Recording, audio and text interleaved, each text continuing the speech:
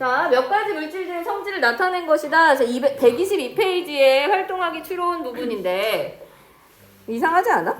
네, 이상해요. 이상해. 뭐가 이상해? 이상하잖아. 너희들 교과서에 나트륨의 녹는점 몇 도로 나와 있어? 우와, 응? 교과서에 몇 도로 나와 있어? 98도로 나와 있는데 진짜 같다. 이게 아니 진짜 낮은 게 아니라 이 PDF가 자꾸 오류가 너무 많아. 근데 되게 웃긴 건 선생님 교과서 2019년에 수업했던 교과서거든. 이 교과서에도 336.6도 나와 있어. 저건 왜 이렇게 높아? 아니 잘못된 거야. 수치가 잘못된 거야. 98도가 맞아. 맞아요? 응. 나트륨은 녹는 점이 되게 낮아. 저건 왜 저렇게 높게 나왔지? 아니 그러니까 이거 뭐 만들다가 잘못 만든 거고 하여튼 이게 맞아. 98도가 맞을 거야. 그러니까 니네 교과서 맞고 1쪽에 알칼리 금속들이 녹는 점이 전반적으로 낮거든. 금속 중에 좀 제일 낮은 편이고 이 1쪽에 제일 밑에 있는 세슘 같은 경우에는 체온 정도의 녹는 점을 가지고 있어서 뭐 이론적으로 손바닥에 올려놓으면 녹는다라는 얘기를 하지만 실제로 올려놨다가 하는 손에 화상을 입기 때문에 굉장히 위험해. 그래서 어쨌든 그런 점점점 녹는 점이 낮아지고 뭐 이런 게 있거든. 여기 나트륨 녹는 점이 잘못 나와 있어요. 교과서가 맞는 거니까 그렇게 보면 되고, 자, 맨 처음에 나트륨 있고 가나다라고 되어 있잖아. 지금 4가지 물질 중에 하나만 제시를 해줬어. 근데 나트륨은 녹는 점은 98도 뭐 애매하긴 한데 고체와 액체가 모두 전기전도성을 가지고 있지. 우리 금속결합 배웠잖아. 금속결합인 아이들은 뭐 때문에? 자유전자가 있는데 걔네들이 전기의 어떤 전자의 흐름이 생기면 그거에 따라서 같이 움직이기 때문에 전기전도성을 갖는다고 했어요. 그래서 일반적으로 어떤 결합을 한 물질인지를 물어볼 때 보통 전기전도성을 비교하는 경우들이 많은데 고체와 액체 뭐 이런 데서 다 전기전도성을 가진다라고 하면 금속결합 물질이다라고 일반적으로 보면 거의 맞아. 그 다음에 여기 밑에 이제 가나다를 밑에 있는 1번에 있는 물질들과 연결해라 라고 되어 있어. 그래서 소금하고 철하고 다이아몬드를 가나다랑 매칭시켜 줄 거예요. 그러면 쉽게 보여지는 게 일단 한 가지가 있지. 소금 같은 경우에 이온결합 물질이잖아. 이온결합 물질이고 우리가 NaCl이라고 쓸 거잖아. 나트륨 이온이랑 염화 이온의 정전기적 인력에 의한 결합으로 형성되는 건데 이런 애들은 고체일 때 이온이 움직일 수 없으면 전기전도성을 갖지 않지만 액체나 수용액일 때 이온이 움직일 수 있으면 전기전도성을 갖는다고 했어. 그래서 소금 같은 경우에는 여기서 이렇게 보면 전기전도성이 고체에는 없지만 액체일 때 있는 요거랑 매칭해주면 되겠지. 그래서 소금은 다 해당한다라고 말할 수 있고, 그럼 가나를 봤더니 가는 아예 전기전도성이 없고 나는 고체와 액체 모두 전기전도성이 있어요. 그럼 철하고 다이아몬드 중에 하나씩 연결한다면 당연히 철은 나에 해당해야 되고 다이아몬드가 가에 해당해야 되겠지. 다이아몬드는 공유결합으로 전체가 다 형성되어 있어. 게다가 지금 보니까 녹는 점 엄청나게 높아. 다이아몬드 같은 경우에 녹는 점이 높아요. 여기들 앞에서 공유결합 물질 얘기하면서 어떤 게 나왔었냐면 일반적으로 공유결합 물질은 녹는 점과 끓는 점을 낮다라고 얘기를 해서 액체나 기체로 많이 존재한다고 말하는데 다이아몬드는 공유결합이 형성됐는데 녹는 점이 엄청 높아. 그 이유가 뭐냐면 일반적인 공유결합 물질은 분자라는 형태를 형성해. 분자가 되면 분자를 만들 때는 공유결합으로 형성돼서 단단하게 결합하지만 상태가 변할 때는 분자와 분자 사이에 인력이 존재하고 그거를 끊어. 그래서 일반적으로 공유결합 물질들은 상태 변화는 공유결합을 끊는 건 아니거든. 그렇기 때문에 녹는 점은 좀 낮은 편이야. 그런데 다이아몬드는 어때? 전체가 다 공유결합으로만 이루어져 있지? 얘 상태 변화 시키려면 공유결합을 끊는 거잖아. 이 공유결합 자체는 좀 강한 편이에요. 그래서 다이아몬드는 녹는 점이 굉장히 높아. 일반적인 공유결합 물질하고 약간 좀 다른 패턴을 보이는 전체가 다 공유결합으로 이루어져 있고 분자라고 말할 수 없는 형태다. 이렇게 기억해 두면 되고, 여하튼 연결했고, 여기 나트륨, 소금, 철, 다이아몬드는 각각 어떤 화학결합으로 이루어져 있냐 물어봤는데 나트륨이랑 철은 금속결합이지.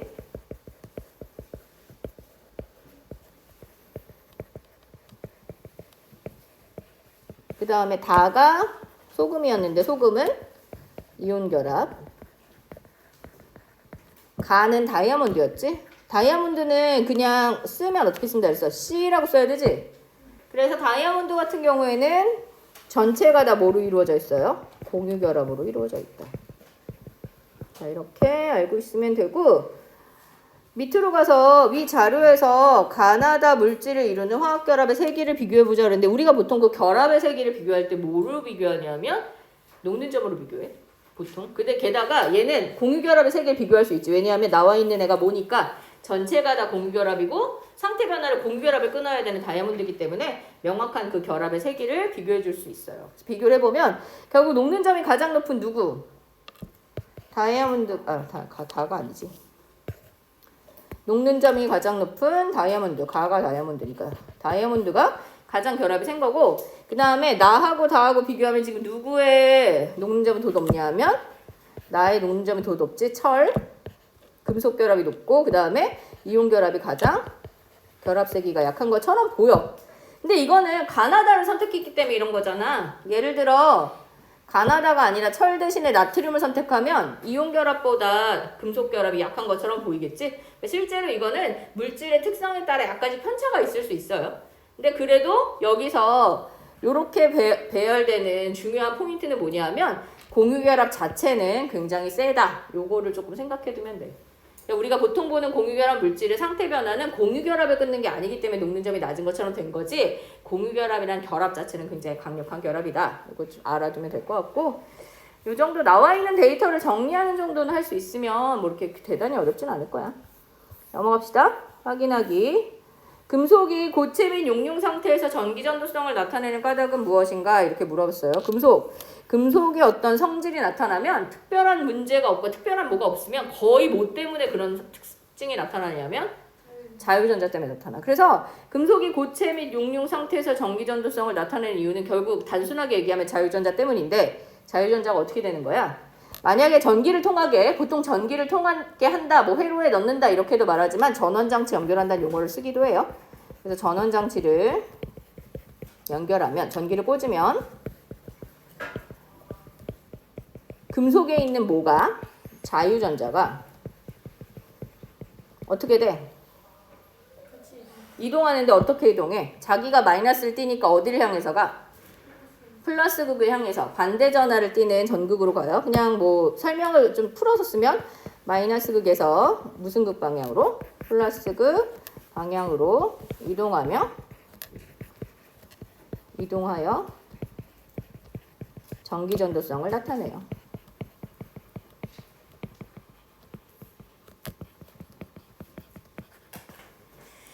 자, 그 다음에 2번. 망치로 금속 나트륨에 힘을 가하면 어떻게 되느냐 물어봤는데 금속이잖아. 그러니까 뭐 짜부된다라고 쓸 수 없으니까 망치로 막 때려. 그러면 일단 어떻게 되진 않아? 부스러지진 않겠지. 네. 부스러지진 않고 보통 얇게 펴지겠지. 외부에서 힘을 가하면 금속의 경우에는 모양이 변해요. 망치로 때리면 일단 어떻게 돼? 얘네들의 배열이 흐트러지긴 하잖아. 보통 이렇게 때리는 부분에 힘이 가해진 부분에 층이 밀리게 돼. 그래서 층이 밀리지만, 잠깐만. 층이 밀려나기는 하지만 뭐가? 자유전자가 층이 밀려서 만약에 금속 양이온들이 좀 더 가까워졌어. 반발력이 커지게 되면 자유전자가 이동하게 되지. 이동하면서 금속 결합이 유지될 수 있게 거기 사이에 작용하게 돼요. 그래서 그냥 단순하게 이렇게 쓰면 되겠다. 금속 결합을 유지해서 어떻게 되지 않아? 부서지지 않아요. 이거는 뭐랑 비교되는 성질이야? 이온결합 물질이랑 비교되는 성질이지? 이온결합 물질은 외부에서 힘을 가하면 배열이 이렇게 흐트러지는데, 배열이 흐트러지면 걔네들이 원래 다른 전기를 띠는 애들끼리 인력이 작용하고 있었는데 배열이 흐트러지면 갑자기 같은 전기를 띠는 애들이 나란해지면서 반발력이 생길 수 있잖아. 그러면 부스러진다고 했어. 근데 금속의 경우에는 망치로 외력이 가해지면 역시 층이 밀리거나 배열이 흐트러져서 같은 양이온, 금속 양이온의 배열들이 달라지면 반발력이 생길 수 있지만 자유전자가 돌아다니면서 반발력을 최소화시키기 때문에 결합이 유지될 수 있어요. 그래서 금속의 경우에는 이렇게 어떤 성질이냐 뭐냐 물어보면 웬만하면 자유전자가 원인이 된다. 같이 기억해두면 될 것 같고, 오른쪽에 스스로 마무리하기. 여기 이 단원에서 공유결합이랑 금속결합만 나왔으니까 이 두 가지만 지금 표로 정리가 되어 있는데, 구성 원소랑 구성 결합 요소 이렇게 두 가지로 나눠놨잖아. 공유결합은 일단 최소한 2개 이상의 원자가 만나서 결합하는 거잖아. 그래서 비금속 원소와 비금속 원소의 결합이라고 이렇게 설명할 수 있어. 그런데 금속결합은 금속과 금속으로 이야기하지 않지. 그래서 금속 원소가 구성 원소인데 하나의 금속 원소 안에 걔가 결국은 전자를 내보내고 양이온, 금속 양이온의 형태가 되고 얘가 내보낸 전자가 자유전자가 돼서 얘네들 간에 정전기적 인력으로 결합이 형성되는 거잖아. 그래서 결합 요소를 금속 결합은 금속 양이온과 자유전자를 결합 요소로 보고 공유 결합의 경우에는 비금속들끼리 전자쌍을 함께 가지게 되는 거지. 전자를 공유하게 되는 그 공유하는 전자가 얘네들이 결합하게 되는 포인트가 되는 거예요. 그래서 그때 결합하는 것을 힘으로 굳이 나타낸다면 뭐 결합력이라고 말하면 좀 웃긴데 어쨌든 공유 결합은 전자쌍을 공유하게 되면서 결합하게 되는 거고 금속 결합은 금속 양이온과 자유전자 나름 플러스와 마이너스잖아. 그 사이에 정전기적 인력, 뭐 전기적 인력, 정전기적 인력 뭐 여러 가지로 이야기할 수 정전기적 인력으로 책이 돼 있지. 정전기적 인력으로 결합하게 된다. 인력이 작용한다. 이거 알아두면 될 것 같고 그다음에 물질의 특성에 공유 결합은 전기를 잘 통하지 않는다라고 되어 있지. 맞나? 자, 근데 공유 결합은 전기를 잘 통하지 않는 건 맞아. 맞는데 예외가 있잖아. 흑연이랑 뭐 흑연하고 관련된 그래핀이라든지 탄소 나노튜브 같은 건 예외적으로 작용을 하긴 해요. 근데 그런 예외를 제외하고는 전기를 잘 통하지 않아. 그래서 아마 너네들 이렇게 문제를 풀 때 예외가 적용되는 형태의 문제들은 잘 등장하지 않을 거야. 그런 오해가 생기는 그런 답지라든지 그런 것들은 등장을 안 할 거니까 일반적으로 공유결합 물질은 전기를 잘 통하지 않는다라고 기억해두고 그래서 우리가 물질들을 비교하는 그러니까 그게 뭔지는 모르겠는데 데이터만 주고 물질을 비교할 때 보통 전기전도성을 가지고 많이 판단해. 그래서 금속이 고체랑 액체일 때 모두 전기가 통하면 금속, 고체일 땐 전기가 안 통하고 액체일 때 통하면 이온결합, 그 다음에 고체와 액체 모두 다 전기가 통하지 않으면 공유결합 이렇게 보통 많이 분류를 해요. 그리고 금속결합의 경우에는 뭐와 뭐가 커? 여기 열전도성 나와 있으니까 얘는 뭐겠어? 전기전도성이겠지? 그리고 뽑힘성과 펴짐성이 커요. 뽑힘성은 가늘게 뽑는 거니까 전선 같은 거 만들거나 철사 만드는 그런 성질. 펴짐성은 얄팍하게 펴는 거니까 뭐 알루미늄 호일 이런 거 만드는 거지. 자, 뽑힘성을 한자어로 뭐라고 하냐면 연성이라고 하고 한자를 쓰지는 못해. 펴짐성을 전성이라고 해요. 나도 맨날 헷갈리는 단어들이라. 그리고 이런 결합, 이 화학 결합 도대체 왜 하는 거야? 안정된 전자 배치를 갖고 싶어서잖아. 뭐가 안정된 거야? 비활성 기체의 전자 배치가 안정된 건데 그거는 무슨 규칙을 이루는 거냐면 옥텟 규칙을 이루는 것이다. 이렇게 설명할 수 있어요. 어렵지 않아. 그 다음에 1번 암모니아 분자를 설명한 것으로 옳은 것. 암모니아 이렇게 생겼지? 우리 암모니아 앞부분에서도 배웠고 1학년 때도 배웠어. 암모니아는 질소원자 하나에 수소원자 3개가 붙은 형태를 하고 있다고 했었고 질소원자는 15족이니까 원자과 전자가 몇 개요? 5개요. 5개. 하나, 둘, 셋, 넷, 5. 그 다음에 거기에 수소가 붙을 건데 수소는 원자과 전자가 하나니까 이렇게밖에 줄 수가 없어. 그래서 이렇게 전자쌍을 공유하면서 결합이 형성되겠지? 자, 그런데 중심에 있는 질소원자는 그 주변에 전자쌍은 몇 개야? 4개잖아. 그래서 사실은 질소원자 주변에 전자쌍이 4개면 전자쌍 4개를 가지고 있는 애와 흡사한 구조라는 게 맞는 거야. 그 전자쌍을 주변에 4개 가지고 있는 우리가 제일 잘하는 애 뭐가 있어? 얘랑 비슷한 걸 가져야지. 메테인하고 비슷한 구조를 갖는 게 맞아. 그런데 뭐가 달라? 메테인은 수소가 4개 붙었는데 암모니아는 수소가 3개 붙었잖아. 그래서 암모니아 같은 경우에는 사실은 중심에 있는 질소를 기준으로 전자쌍은 4개의 방향으로 펼쳐져 있는데 수소는 3개만 붙어 있는 거야. 하나는 비공유 전자쌍. 얘 혼자 가지고 있어. 그래서 이렇게 결합이 형성되는데 그럼 문제는 얘를 뭐라고 불러야 하나? 우리가 얘를 보면 어떻게 보일까? 우리가 얘를 보면 전자만 있으면 우리 눈에 안 보여요. 원자가 같이 붙어 있어야 눈에 보여. 그럼 위쪽에 있는 전자, 비공유 전자쌍 눈에 안 보이잖아. 얘는 무슨 형이라고 불러야 돼? 삼각뿔이라고 불러.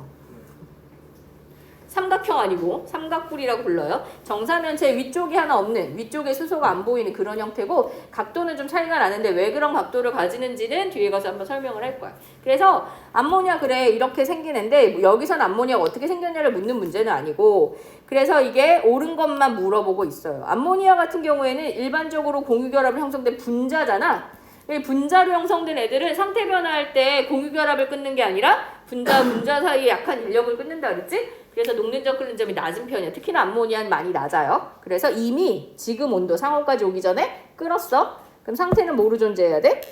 기체로 존재해요.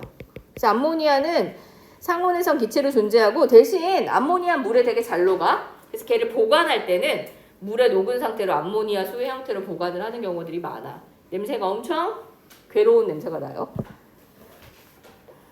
그 다음에 니은에 비금속 원소들 사이의 결합으로 이루어져 있지? 맞지? 공유 결합으로 형성된 거? 맞아요. 니은 디귿은 맞고 기억만 틀렸네.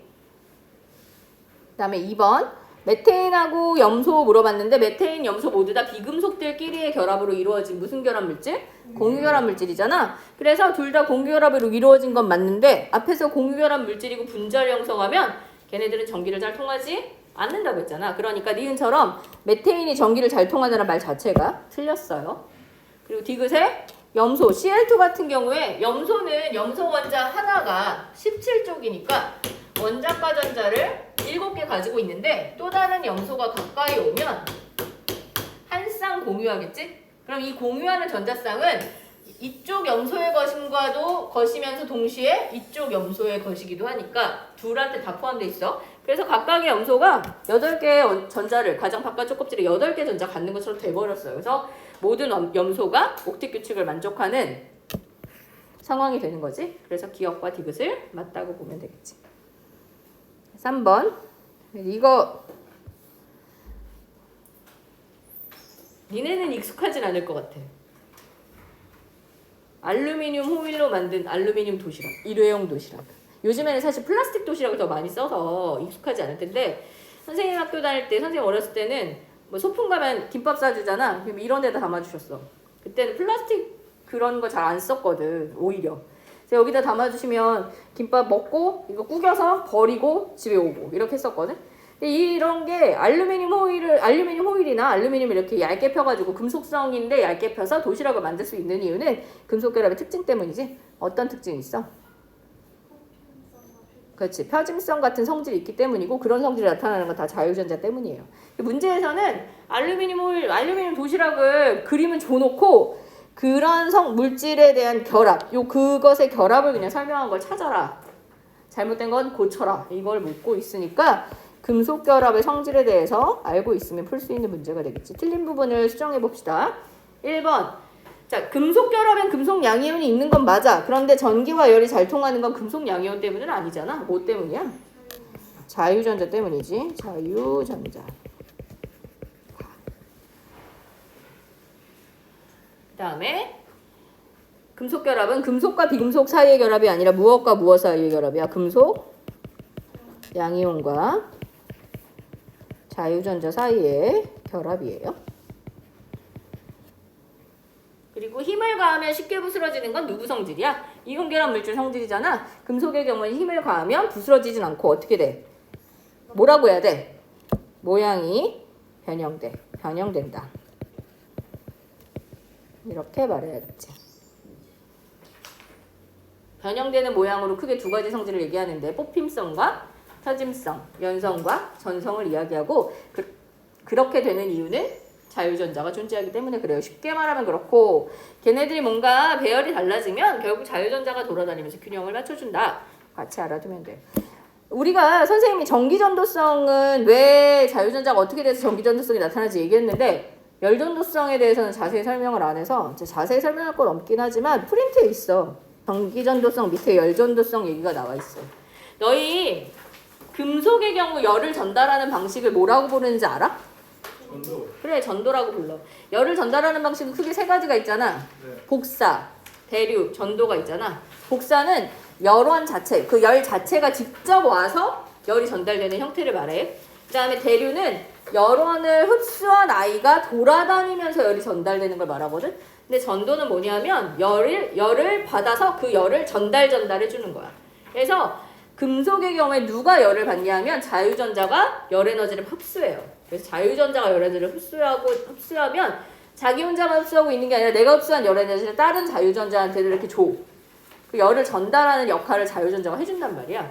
그래서 그렇게 되면서 열이 빨리빨리 전달이 되게 되거든. 그래서 열전도성이 좋은 이유도 결국 뭐 때문이야? 자유전자가 존재하기 때문이다라고 설명한다는 거야.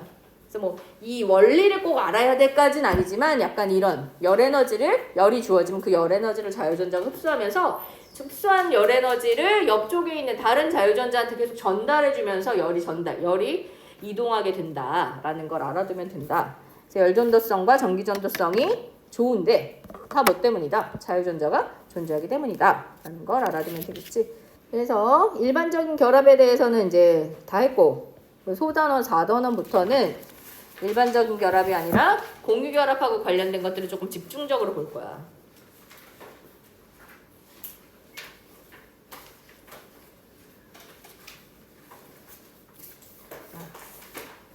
124페이지 잠깐 보세요. 124페이지에 전기음성도와 결합의 극성은 어떤 관계가 있을까라고 하고 여기 사진이 나와 있는데 뭐 하는 사진이 나와?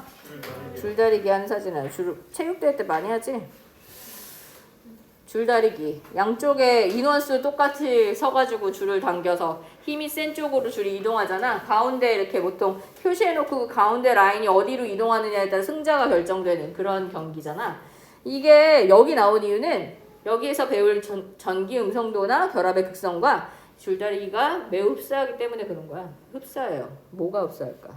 전기적으로 당기는 인력. 전자를 얼마나 세게 당기냐 하는 특성적인 부분과 매우 관련이 있기 때문에 그렇고, 그거를 연구한 과학자가 있어요. 폴링이라는 과학자가 있어요. 그래서 너희들 그 옆에 125페이지에 전기음성도와 주기성이라고 해서 이제 새 내용이 시작되는데 오른쪽에 폴링이란 과학자가 나와요. 라이너스 폴링이라는 사람인데 이 사람이 노벨 화학상 받았대. 노벨 화학상 받았는데 화학결합의 본질을 막 연구했다고 하고, 전기음성도라는 것을 뭔가 나름 계산하고 실험하고 해서 그걸 수치화시킨 사람이야. 이 정의를 좀 알아둘 필요가 있어. 전기음성도는 과연 무엇인가? 전기음성도는 공유하는 전자쌍을 공유했을 때 지난번에 얘기했지? 그걸 똑같이 잡아당기지 않아. 원자들마다 잡아당기는 세기가 다 달라. 그래서 그걸 누가 더 세게 당기고 누가 약하게 당기는지를 상대적으로 이 사람이 다 계산해놨어. 그래서 계산해놔서 누가 제일 공유하는 전자쌍을 세게 당기냐, 약하게 당기냐를 값을 정한 것이 이 사람인데, 상대적인 값이에요. 절대값은 아니야. 상대적으로 누가 제일 세게 당기는가 수치를 볼 수가 있어요. 밑에 보니까 활동하기 자료 해석에서 주기율표의 일부를 따서 높낮이 다르게 해서 전기음성도 표현한 게 나와 있지. 지금 보니까 가장 값이 큰 애가 누구야? 플로린 4.0이고, 그 다음에 가장 값이 작은 애가 여기 그림상에서는 CS, 세슘이에요. 0.7로 되어 있어. 대충 보니까 이 주기율표에 몇 가지 특징적인 부분이 있는데, 일단 가운데 3족에서 12족은 뺐어. 근데 그건 주로 얘기 안 하잖아, 잘. 뺐고. 그 다음에 또 특이한 부분은 18족이 안 나와 있지. 비활성 기체를 제끼고 얘기하고 있어. 왜냐하면 패턴을 얘기할 건데, 일반적 패턴을 얘기할 때 비활성 기체의 패턴은 좀 어긋나기 때문에 제외하고 이야기해요. 그래서 1족부터 17족까지 중간에 전이금속이라고 말하는 3족에서 12족까지 빼고, 그 다음에 비활성 기체 18족 빠지고 나서 나머지들을 다 봤더니 결국 얘가 그 값이 제일 크더라. 공유하는 전자쌍은 플로린이 제일 세게 당겨. 그리고 제일 약하게 당기는 세슘이니까 이렇게 봤더니 밑에 있는 화살표에 빈칸을 채울 수가 있겠지. 같은 주기에서는 번호가 증가할수록 어떻게 되고 있어? 값이 대체로 증가하는 패턴을 보여요. 그리고 같은 족에서는 지금 화살표의 방향은 번호가 어떻게 되는 방향으로 가고 있어? 감소하는 방향으로 가고 있지. 같은 족에서 번호가 감소할수록 전기음성도 대체로 증가해요. 물론 예외가 있어. 밑에 보면 뒤집어지는 애들도 있어. 그래서 대체로라는 말을 넣어주는 게 맞아. 그런데 우리가 문제를 풀거나 할 때는 주로 등장하는 애들만 등장할 거 아니야? 맨날 보는 애들이 나오는데 주로 누가 제일 많이 나오냐면 요 세 개가 제일 많이 나와. 질소, 산소, 플로린, 전기음성도 큰 애 세 개가 제일 많이 나와요. 그 다음에 하나 더. 지금 질소, 산소, 플로린 밑에 염소. 염소랑 질소랑 전기음성도 값이 똑같이 3.0이야. 진짜 똑같을까? 그럼 염소랑 질소가 결합하면 공유전자쌍을 정말 똑같이 잡아당길까? 그렇지 않아. 차이가 좀 있어. 왜냐하면 이 값은 근사값이야.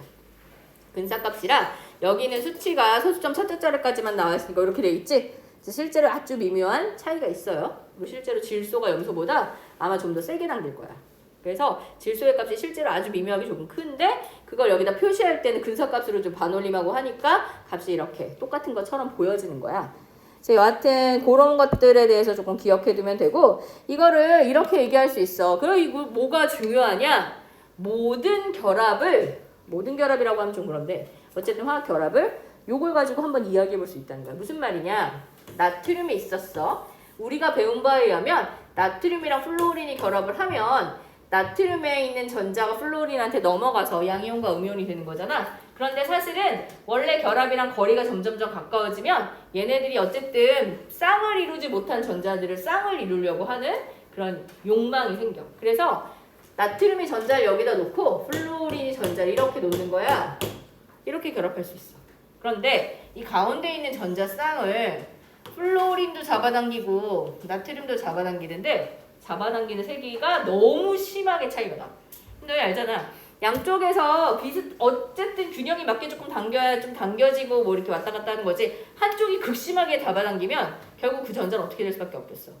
완전히 넘어가 버릴 수밖에 없겠지. 그래서 전기음 성도가 너무 많이 차이가 나는 아이들의 경우에는 공유라는 것 자체가 불가능하고 결국 전자가 완전히 한쪽으로 넘어가서 그냥 주고받는 관계처럼 되어버린다는 거야. 결합이 이렇게 형성될 수밖에 없어. 근데 그런 애들이 어떤 애들인가 봤더니 금속과 비금속이 결합하는 경우에 결국은 그 전기음 성도의 차이나 이런저런 상황 때문에 전자가 완전히 넘어가는 형태로 결합이 형성돼서 공유 결합이 되는 것 같은 중간 과정 같은 걸 생각할 필요 없이 아예 전자가 넘어가는 걸로 설명하면 되더라는 거지. 근데 폴링이 그걸 전기음 성도를 응용해서도 한번 설명을 했어요. 그래서 옛날에는 전기음 성도 차이가 얼마를 기준으로 해서 얼마면 뭐 얼마 이상이면 이온 결합, 그거보다 작으면 공유 결합 뭐 이런 식으로까지 막 극단적으로 얘기했는데 요즘에는 그렇게는 하지 않아. 그러나 전기음 성도가 많이 차이가 나면 전자쌍을 공유하기 어려울 수 있고 한쪽으로 완전히 넘어가 버리기도 한다. 보통 금속과 비금속이 결합하면 그렇게 된다. 그래서 그런 경우는 이온 결합이고 다른 경우 비금속들끼리 결합하면 그래도 그 정도까지는 아니기 때문에 공유는 하는데 약간 치우치게 되는 거지. 그래서 그렇게 되면 앞에서 전에 얘기했던 결합의 극성 이런 성질을 띠게 된다. 부분적인 전하를 띠게 되고 치우친 전자가 약간 치우쳐져 있는 상황이 되는구나. 뭐 이런 것들을 기억해두면 돼. 보통 비금속이 전기음 성도가 크고 금속의 전기음 성도가 작아. 그래서 주기율별 전체적으로 보면 뭐라고 말할 수 있어? 오른쪽 위로 갈수록 전기음 성도가 커진다. 이렇게 말할 수 있다는 거야. 왼쪽 아래로 갈수록 전기음 성도가 작아진다. 이렇게 얘기할 수 있어요. 물론 이 중간에 선생님 동그라미 친 예외적인 아이들이 있지? 보니까 작아져야 되는 패턴인데 커지는 애들이 있단 말이야. 이런 예외적인 아이들이 있기 때문에 우리가 대체로란 말을 써야 돼. 그리고 이게 원자가 커지고 전자가 많아지면 배치가 달라지면서 뭔가 전자 배치 복잡한 곳으로 가면 갈수록 예외가 항상 많이 등장해. 그래서 이 뒤로 가면 조금 복잡하게 안 맞는 부분들이 있어요. 아마 너네가 문제를 보면 거의 늘 보는 아이들만 나올 거야. 늘 예외로 취급하지 않아도 되는 아이들만 거의 등장을 할 거예요. 그리고 전기음 성도가 크다는 건 전자쌍을 잘 잡아당기는 거니까 그런 애들은 뭐가 될 가능성이 커? 양이 음이온이 될 가능성이 크다. 전기음 성도가 클수록 음이온이 잘 된다라고 이야기해 줄 수 있겠지. 보통 전기음 성도랑 음이온이 되는 거를 연결 지어주는 경우는 별로 없어. 원래 전자친화도라는 다른 값이 있거든. 근데 그게 고등학교 과정에서 빠졌어. 그래서 그걸로 언급하지 않고 그냥 전기음 성도를 대충 이런 성질 탐사를 퉁치고 그냥 넘어가는 거야. 엄밀하게 말하면 전기음 성도라는 것은 공유하는 전자쌍을 잡아당기는 상대적인 색이다. 이렇게 기억해두면 돼요. 됐어요? 그래서 밑에 같은 족과 주기에서 전기음 성도 어떤 경향이냐 했고 같은 주기에서 전기음 성도가 가장 큰 것은 17족이겠지. 그리고 밑에 내려갔더니 미활동하기 그림에서 전기음 성도가 가장 큰 원소는 플로린, 가장 작은 원소는 왼쪽 아래에 있는 누구? 세슘. 이렇게 되겠지. 그냥 이렇게 간단한 설명을 하고 있어요. 같은 주기와 같은 족에서 전기음 성도가 주기적으로 변화한다라고 이야기하는데 같은 주기에서는 번호가 증가하면 오른쪽으로 갈수록 대체로 그 값이 증가했지? 그거를 유효 핵전화로도 설명해 줄 수 있다는 거야. 왜냐하면 유효 핵전화가 증가하면 어쨌든 전자를 세게 잡아당기는 꼴이 되는 거잖아. 그러니까 공유하는 전자쌍도 그 상대적으로 세게 당길 수 있다. 이렇게 설명할 수 있고 같은 족에서는 번호가 증가하면 대체로 감소하잖아. 위로 갈수록 커지는 거였으니까 아래로 갈수록은 증가할수록 감소해야 되겠지. 번호가 증가할수록 감소하는데 그건 뭐로 설명하냐면 전자 껍질 수가 증가하는 걸로 설명해서 껍질이 많아져서 핵이 전자를 잡아당긴 세기가 상대적으로 약해지는 이런 걸로 전기음 성도가 약해지는 것을 설명하기도 한다. 그 패턴을 좀 같이 알아두면 될 것 같아요.